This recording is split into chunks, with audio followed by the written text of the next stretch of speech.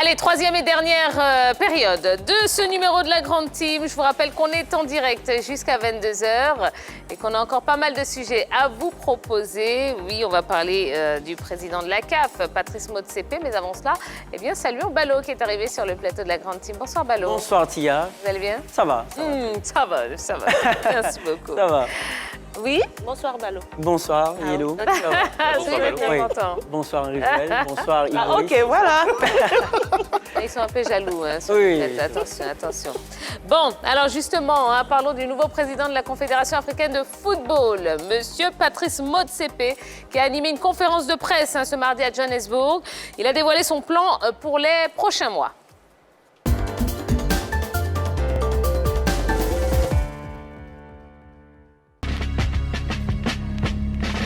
Le président de la CAF, le docteur Patrice Motsepe, était face à la presse ce mardi à Johannesburg. Il a saisi l'occasion pour présenter son programme pour les mois à venir et surtout les objectifs de la CAF pour les 4 prochaines années. Le milliardaire sud-africain a fait savoir qu'il ne sera pas le président d'une organisation qui, dans 4 ans, n'aura pas enregistré de progrès significatifs, tangibles, pratiques et accessibles. Cela n'arrivera pas, a-t-il martelé. Et une fois de plus, vous avez l'occasion de nous dire ce que vous en pensez. Donc, cette deuxième question qui vous permet de nous appeler. Patrice Motsepe espère voir une sélection africaine remporter la Coupe du Monde dans un avenir proche. Eh bien, est-ce que vous y croyez? Voilà, le même numéro de téléphone pour nous joindre, 00225 27 21 59 93 99. Alors, vous savez quoi? Vous allez utiliser les petites ardoises tout de suite et puis vous les cachez et puis on en reparle donc juste après. Donc, est-ce que vous y croyez, donc au fait qu'une équipe africaine puisse remporter une Coupe du Monde dans un avenir proche, oui ou non? Hop. Et puis vous retournez l'ardoise, on va les dévoiler tout à l'heure. Alors pendant ce temps-là, donc Patrice Motsepe, donc, qui a promis lors de cette conférence de presse faire évoluer la CAF de façon considérable lors de son premier mandat. Vous partagez son optimisme ou pas? Balo? Bon, il n'est pas question de partager son optimisme ou pas, parce que c'est un président fraîchement élu, il ne peut pas dire autre chose. Voilà, il vient d'arriver et tout dépendra de sa capacité à arrondir les angles, puisque c'est cela le problème au niveau de la CAF. Est-ce qu'il va arriver à fédérer? C'est ce qui va lui permettre de faire passer certaines réformes, de pouvoir mener à bien des projets en conformité avec les réalités du football africain. Mais la question, Balo... Connaissant donc M. Patrice Motsepe, vous connaissez son parcours, vous savez d'où il vient, vous savez ce qu'il a fait, ce qu'il est capable de faire. Est-ce que vous pensez qu'il est capable, justement, de faire évoluer la CAF de façon significative? Et ce sont ses mots. Oui, généralement, si on regarde effectivement son profil, oui, il a les capacités de faire évoluer la CAF, incontestablement, sur son profil. Maintenant, il y a le profil et il y a les réalités du terrain, comme on dit. Au niveau de la CAF, ce sera difficile d'arriver à mener certains projets par rapport à différentes positions au niveau de la CAF. Donc, c'est difficile d'y répondre à cette question-là. On attend de le juger sur les actes. D'accord, Henri Jo. Bon, quand il parle de fédérer, c'est comme s'il y avait eu quand même scission au sein de la CAF. Ça n'a pas été le cas. D'ailleurs, l'élection a abouti à un consensus. Donc encore, on peut dire que tout se passe très bien au niveau de la Confédération africaine du football. Et d'ailleurs, il a dans son comité exécutif quand même ses anciens rivaux. Voilà, ses rivaux qui ont décidé quand même de travailler avec lui. Et quand on regarde, à ce moment, je suis optimiste comme M. Patrice Motsepe. Quand on regarde un peu dans son comité exécutif, quand même, ce sont des messieurs qui ont travaillé, surtout ces dernières années, qui ont très bien travaillé avec leurs différentes fédérations. Quand on prend aujourd'hui en Afrique la fédération émergente, c'est la fédération de Mauritanie. On a vu ce que Ahmed Yahya, depuis son arrivée, a fait avec cette fédération. C'est vrai, la Mauritanie ne gagne pas, je dirais, les grosses équipes au niveau de l'Afrique, mais quand même, le football mauritanien aujourd'hui compte avec Nouadhibou, avec d'autres clubs dans ce pays. Et on a vu quand même la réussite autour de la CAN U20 organisée récemment dans ce pays. Ensuite, vous prenez un monsieur comme Senghor. Senghor est arrivé, il a fait du bon travail, on voit un peu avec l'équipe nationale, mais pas que.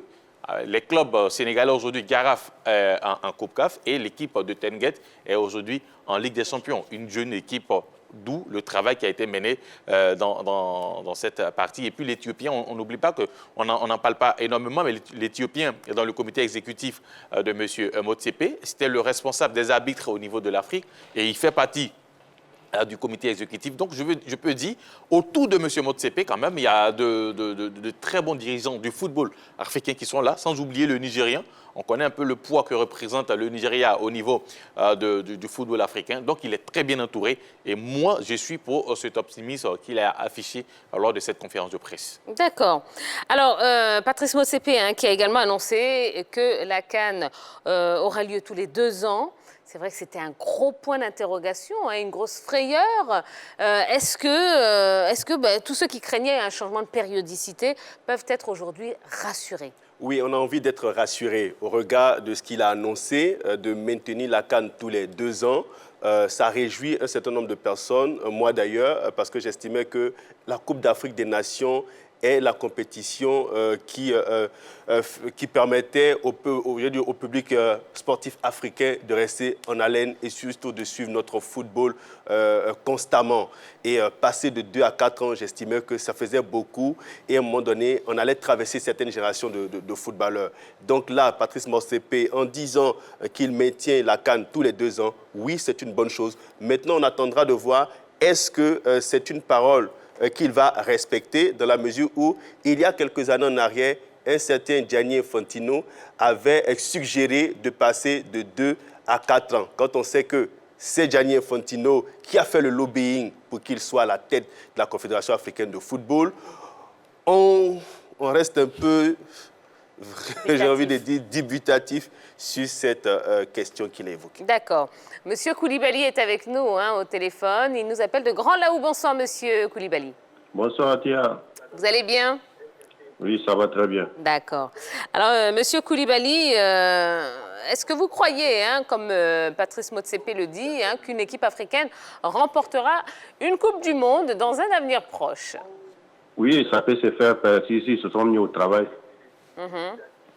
On n'est pas là pour accompagner les autres, mais s'ils se sont mis au travail. Oui. Alors, attendez, Oui. baissez le son de la télé ou alors changez de pièce. Ouais. Voilà, complètement, pour qu'on puisse bien vous entendre, monsieur Koulibaly.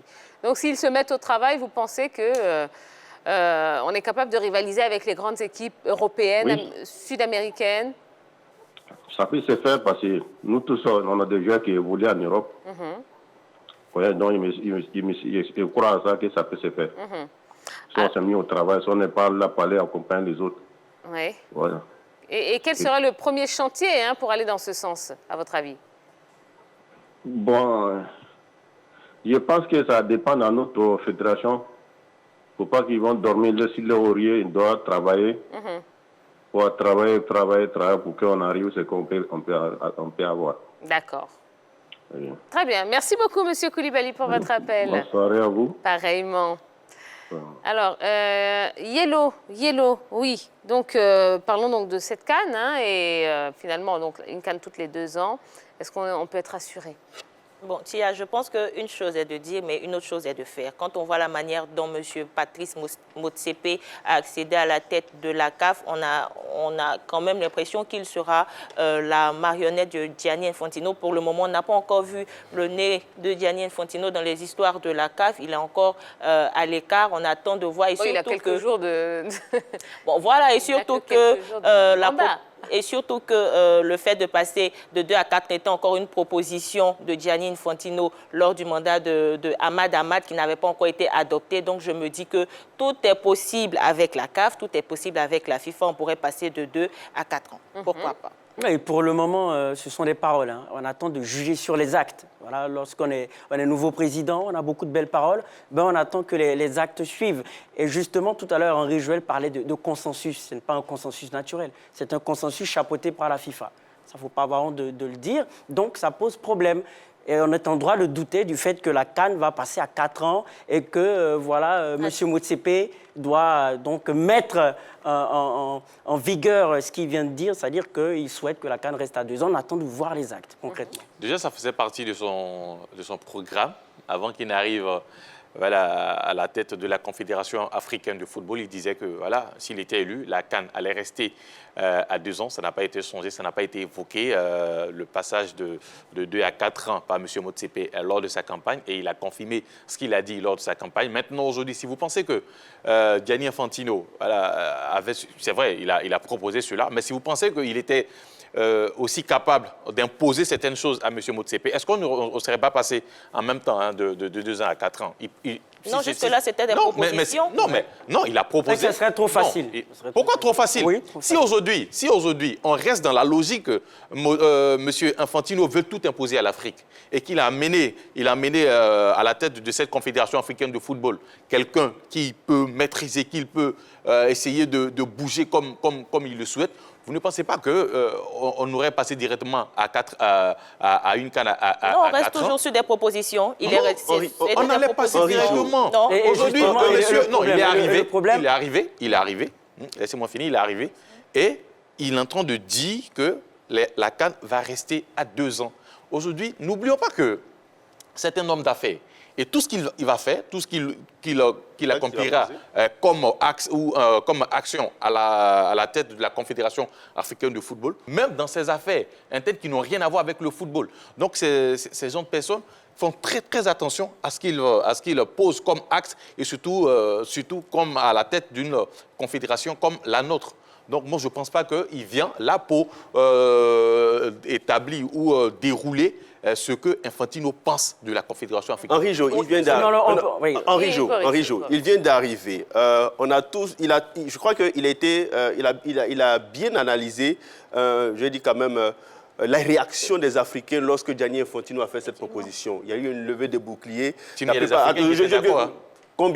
Combien étaient-ils ceux qui se sont affichés quand on passe de 2 à 4 ans? Même certains footballeurs ont estimé que passer de 2 à 4 ans, c'était carrément tuer le football africain. Et donc là, il veut se faire élire, il ne va pas venir contre cette décision. Mais là, il est installé, là, il a les pleins pouvoirs, là, il peut décider. Est-ce qu'il ne va pas changer d'avis? Moi, c'est la grande question que je me pose. Mais il n'a pas changé d'avis. Il n'a pas changé d'avis. Mais il est élu il y a à peine une semaine. Il est au tout début.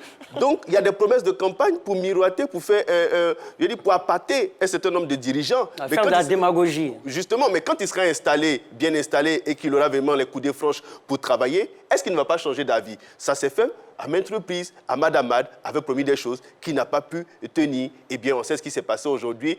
Il est hors du football africain carrément. Donc, on a le droit de porter quand même un certain nombre de doutes sur sa personne et surtout sur le programme qu'il a décidé, dans la mesure où sa venue a été une venue quand même chapeautée par la FIFA. Ça, on ne peut pas l'occulter, on ne peut pas l'omettre. C'est une véracité, c'est une vérité. Maintenant, on attendra de voir est-ce qu'il sera capable de tenir cette promesse pour son premier mandat et peut-être pour son second mandat.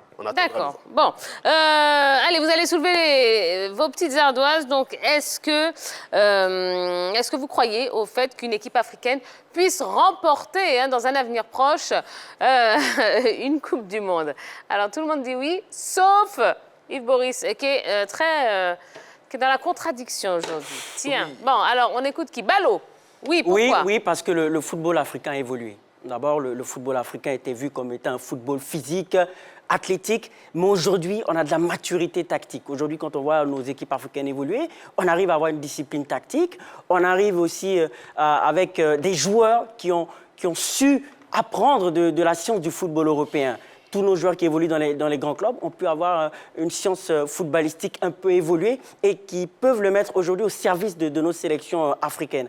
D'où le fait que les sélections africaines peuvent remporter la Coupe du Monde demain, d'autant plus que nos joueurs font partie aujourd'hui des meilleurs joueurs de la planète. Ça, il ne faut pas avoir honte de le dire, il faut être fier de le dire. D'accord, Yellow. Alors, en plus du fait que notre football se soit développé, on a vu des sélections qui sont arrivées quand même en phase finale des différentes Coupes du Monde. Je veux parler du Ghana, je veux parler du Sénégal, qui sont quand même arrivés soit en quart de finale ou en demi-finale de la Coupe du Monde. C'est-à-dire qu'on a franchi quand même un certain cap. Il y avait des années où on ne pouvait pas arriver. Pas encore demi-finale, quart de finale. Donc, c'est-à-dire qu'on a avancé quand même parce que ce n'était pas assez évident pour les sélections africaines d'arriver à ce niveau de cette compétition-là. Mais maintenant, nous y arrivons. Et je pense que dans un avenir très proche, on pourra arriver en demi-finale et pourquoi pas remporter la Coupe du Monde. Tiens, c'est un rêve de voir une équipe africaine gagner la Coupe du Monde. Mais dans un futur proche, ce n'est pas possible. Pourquoi ? je crois que ce n'est pas une confédération qui émet le vœu de gagner une compétition. Ce sont les pays qui participent à cette compétition, qui en font un objectif et qui disent, tiens, cette compétition, je veux la gagner. Et on se donne les moyens d'aller remporter cette compétition. Ça, c'est la première des choses. Quand on regarde un peu le football africain depuis un certain temps, on a eu des pays qui ont eu des générations exceptionnelles, qui n'ont même pas pu atteindre une demi-finale. Je prends celle du Cameroun, je prends celle du Sénégal, je prends aussi la génération du Nigeria, et puis la génération de Côte d'Ivoire. Voici 4 grandes sélections africaines qui n'ont pas réussi à atteindre une demi-finale pour nous donner cet espoir de gagner un jour une Coupe du Monde. Donc quand je vois tout ça, malgré les bonnes intentions de M. Motsepe, je suis dans l'obligation de dire non pour le moment. Non, c'est une réalité. Je suis obligé de dire, écoutez, pour le moment, une sélection africaine remporter la Coupe du Monde, ce n'est pas dans 4 ans. Le Ghana s'est fait voler sa demi-finale. Écoutez, ce n'est pas, on n'a pas demandé à Diana Samoa de mettre le ballon dans les airs. On n'a pas non plus demandé à Luis Suarez de dégager le ballon de la main sur la ligne. On lui a donné le carton, on l'a sanctionné pour ça, on a eu un penalty, on a pas eu la possibilité de concrétiser. Ce n'est pas la faute à Luis Suarez, c'est la faute au Ghana. Merci beaucoup.